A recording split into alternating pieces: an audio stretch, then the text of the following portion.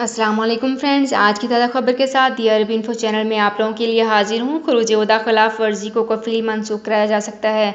Saudi अरब में अकामा कवानीन पर अमल करना ममलिकत में रहने वाले तमाम गैर मुल्की कारकुनों के लिए बहुत ज़रूरी है। खरूज ओहदा एग्जिट एंट्री मखसूस मुद्दत के लिए जारी किए जाते हैं। खरूज ओहदा के लिए दी गई मुकर्ररा मुद्दत के दौरान वापस न आने की सूरत में ऐसे कारकुनों को महदूद मुद्दत के लिए ब्लैक लिस्ट भी कर दिया जाता है।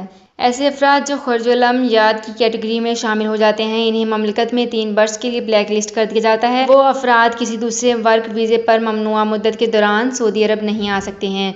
वाज़ेह है कि इसके दौरान इस्तिलाह ऐसे अफराद के लिए मखसूस की गई हैं जो खरूज ओहदा यानी एग्जिट एंट्री पर जाकर वापस नहीं आते हैं। फ्रेंड्स, ये थी मेरी आज की वीडियो। होप आपको ये वीडियो पसंद आई होगी। अगर आपको ये वीडियो पसंद आई है तो हमारे चैनल को सब्सक्राइब, लाइक एंड शेयर कर लीजिए। तो फ्रेंड्स, मिलते हैं एक नई वीडियो में एक बिल्कुल नई अपडेट के साथ। अपना बहुत ख्याल रखिएगा। अल्लाह हाफिज़।